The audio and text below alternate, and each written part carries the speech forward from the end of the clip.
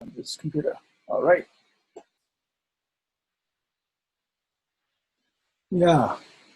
So who's got the railway projects? So this over here, if you can see my. Hi, that's me.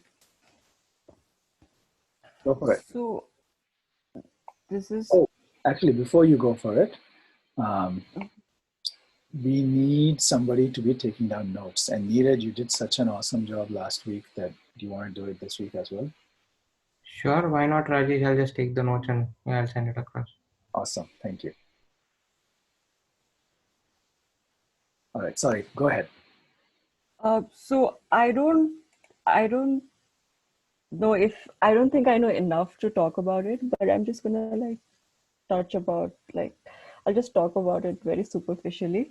But I thought that the Northeast Railway, which is under construction, Mm-hmm. is a very interesting topic to take on because it's going to extend to all the Northeast states. And constructions, as far as I know, have already begun for Sikkim. I mean, not the construction, but they've started cutting the land. Mm-hmm. So I see it personally in my day-to-day life as well. And I've been hearing a lot about these local forest village organizations coming together. And I think, and I know for sure that this is happening across Northeast, but maybe people not writing about it as it is. Even the Assam floods didn't get coverage, right? So you can expect this won't either. So I thought this would be like a really interesting topic. So they are like, I found this data like that it's going to extend to like all the 8 states, and this is the budget, and it's going to go like it's that many kilometers long. And what is going to be very interesting about this study is that first of all state organizations, I mean, all states governments are involved. The railway ministry, the railway, as well as the local communities. And what is very interesting is that even within states, there are very location and tribe specific laws and rules that govern the people. So it'll be very interesting to sort of study that, to see how they negotiate, and also how it's going to change the entire development scene in the Northeast, because even road construction is a new thing in many of the villages, right? So the railway is going to bring about an even more interesting change in the local, state, as well as the the regional dynamics. So I thought this would be something very interesting to sort of like use as an opportunity to initiate this entire conversation, environment and development. I'm sure we can I'm trying to get through more people. I think they were busy because of 15 August, so I couldn't get through people. But I'm trying to get through the policymakers first before I bring in researchers, so that we have a plan of action, from the very beginning. Otherwise, it's going to be, that's what I think. That's how I thought we could go about it. So I'm going to send them a reminder again, although I send them on Wednesday, but they were all very busy. So I'm trying to get policymakers from all the states. And I think that may be possible, but it will take time. And that is why I think the railway it'll be an interesting way to start talking about climate change, environment, development in the region, because like I've written, it cuts across all the 8 states. I've also attached a couple of like articles. So if you're interested, you could read. And if you want more, then I can also put it in the group, in the WhatsApp group. So I mean, I don't know enough to talk about it with authority, but I think this is one issue that cuts across all the 8 states, and will be an issue that will set the pace for development and discourse on environment. So that's all. Thank you. Thanks, Chaya. I think that's a good point. I mean, it has a way of sort of capturing the entire region, and so it's a conversation starter at that regional level for sure. So great, awesome. Is the miscellaneous stuff yours also, or is that someone else? No. That's I added the miscellaneous stuff. okay. Okay. Well, do you want to talk about it? Sure. So it's basically a couple of readings which I have been doing. So I've also added notes on the readings as well. So if you can zoom in. This is the problem. Let's see if I can. So the first one is a global adaptation report, which talks about how industry and policymakers should go about climate adaptation. They have highlighted three key challenges. One is in terms of how do you understand climate change. For example, we generally suffer from the tragedy of the horizon that we can only see till a limited time scale. How do we approach or solve for a problem which is, let's say, 50 years from now or 30 years from now? The same can be framed through the principal agent frame of reference also. So they talk about understanding. How do we reframe its understanding? Secondly, they talk about how do we basically include it in our policy discussions and debates, which is essentially saying how do we put a price on it? Because if you want to plan for it, you need to put a price to it also. And the third key challenge is how do we start mobilizing funds towards it? So, and they look from these three lenses in specific economic systems. They look into food, they look into natural resources, they look into water resources. I think what they're trying to do is they're trying to make a case that if a business or industry or a government invests in climate adaptation right now, the cost to benefit ratio will be very high. They try to demonstrate that through the report also. Like if you invest, let's say 1 trillion now, the returns will be anywhere between 4 to 10 trillions. So it's but it's I think it was a very interesting read for me. So it's one. Second one is something which is sort of like something I'm interested in is understanding how climate policies will take shape in India. So there's this MIT thesis from 2017 where he's trying to understand the politics and the economy and the energy policies and how do you model all three combined together. So it's something which I'm still reading. I've just finished I think maybe just like 1/10 of it. So I'm planning to finish it this week, but I think it will sort of give me some kind of grounding into how we should approach maybe climate policies for India. Awesome. I think I interviewed Arun Singh some number of years ago, if I remember right, when we were doing Climate X. He was at the Tata Center at that time. Yeah. Oh, nice. He has worked in collaboration with Tata Center of Engineering and Design, I think. He was interested in climate finance at that time. So. Okay. Interesting. Energy finance in particular, I think. In fact, he was saying that the real challenges in India are business models, not technology. I mean, that was at that time. So. Yeah. So he uses the term political economics a lot. Yeah. Like there are a lot of political economic constraints, not just economic constraints, but political economic constraints. वो काफी बार use होता है इस पूरे में. Very good. Thanks, Vivek. All right, so let's me first zoom out a little bit so that we can. We got lots of Brazil here. So, who's got Brazil? That would be me. Well, it's a combination. Awesome. Yeah. So this is like I think it's targeted as sort of like the future of climate governance, kind of, right? And I just wanted to look into these ideas of participatory. Sorry, can you hear me all right? Yeah, absolutely. Okay. Yeah, these participatory models for governance, and try to dig in and see. So Brazil, the headline that caught my eye was basically there's a Supreme Court ruling from 2019 that prevented Bolsonaro's government from dismantling a bunch of these public policy councils, which are these are multi-stakeholder, like multi-levels of government, and with civil society seats at the table. So not just consultation, but a vote.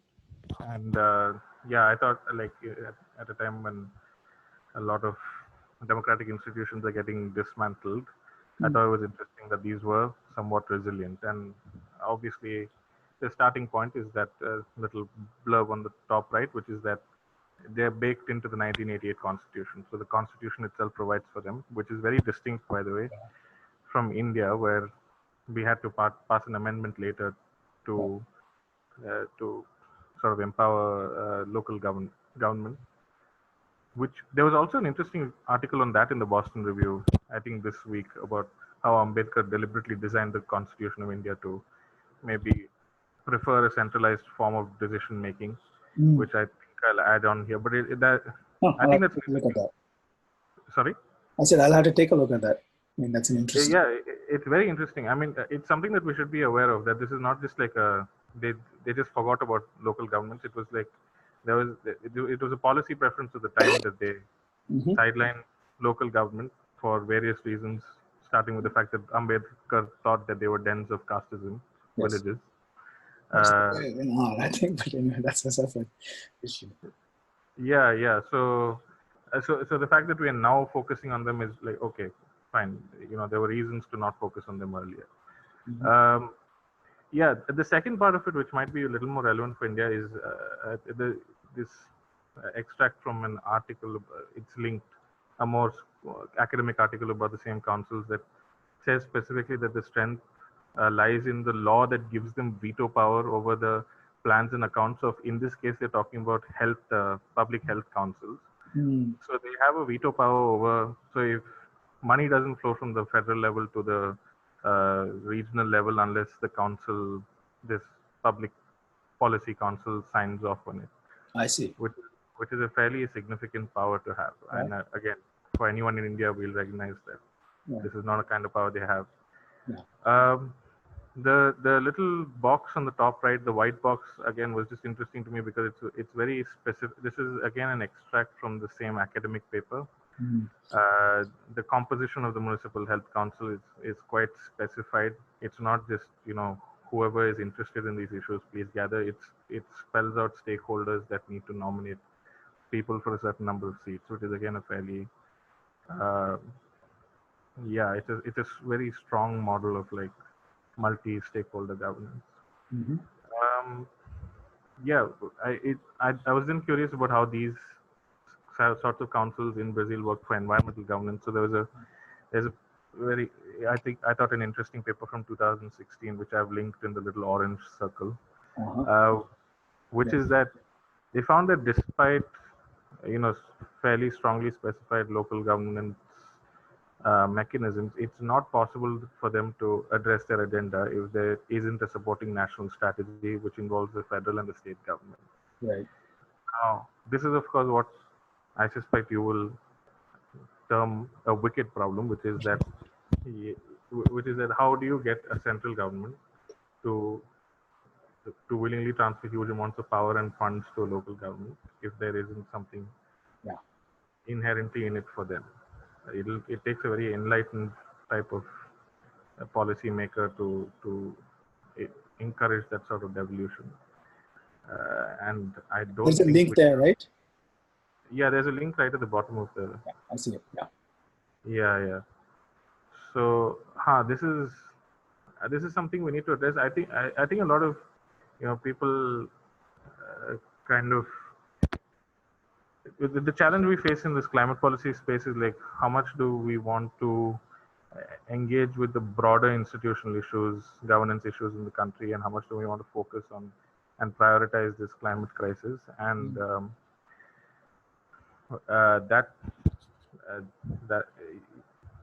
for example, there's a current debate about the new EIA notification in India, which is there's already a fairly limited space for public participation, nowhere near the kind of stuff that's present in Brazil. It's simply a consultation requirement, and then you take a certain number of days and you don't get any sort of veto, and there certainly isn't a defined composition for who gets to be part of the consultation. Right. So yeah, there's a paper linked in that orange box, which by an IIT Delhi professor, which describes how limited the space is, and of course, is this Ambuj? No, it's Naveen Tayil. Okay. IIT Delhi. Yeah. But policy, I don't think he's so that space is shrinking further with the new draft EI notification, which is currently occupying the headlines. And the finishing point, the final point is simply that I think, one way or another, you need to be targeting like a climate law,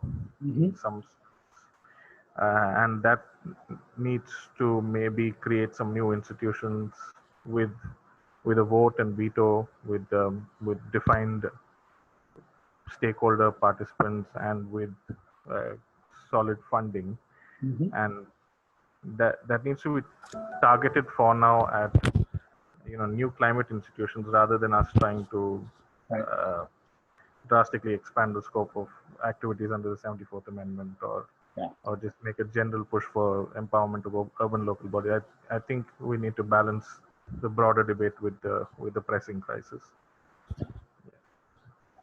Absolutely. And I think that's a great thought for us to track, which is what would a new climate law with that kind of ambition look like? I mean, that's a wicked problem of a kind I think that this group can start addressing quite directly. Awesome. Thanks, Darren. There is one, I'm gonna have to scroll on. All right. Who's got the AI angle? That's would be me. Okay. Look. So I started looking into uses of AI, and I thought we usually talk of AI in the terms of surveillance and some of the negative effects. But I thought that I got curious about why it's not being used to fight climate change, and turns out it is being used. So I found this report by World Economic Forum from 2018, which doesn't exactly promise anything, but it it talks about some of the applications where they're focusing on, and turns out the key areas that they're looking at are energy, sustainable cities, which typically means air quality, water management systems. They have created a different category for sustainable transport. Then there is another category for management of oceans. And then finally, prediction for climate. And the push is that when we outsource this repetitive work of looking and analyzing data to AI, and it gets smarter, using these algorithms, it should be able to predict climate change and extreme events with greater fidelity, and we will be able to plan for it in the future. So it seems that to this effect, Microsoft has already started an initiative called AI for Earth. This is the last tile, this one. And so they've promised so far $50 million over 5 years, and there's you can apply as an agency for grants with them and or other research proposals. One research proposal which has come out of it is this research for Columbia, which Columbia University, and the project is located in Puerto Rico. So it's a collaboration between two departments, data sciences and ecology, and they're using image processing techniques to understand the damages from Hurricane Maria. And again, they had data from before the hurricane struck, and the drone footages that they collected and satellite imagery that they collected afterwards, and it's analyzing the canopy to understand how many trees were damaged in the process, which need to be replanted. So this is a project which came out of Microsoft AI's initiative. Nice. Another but slightly smaller initiative I saw was this tile to the left, which is an AI bird watcher, which is trying to understand why birds die in large numbers on solar farms.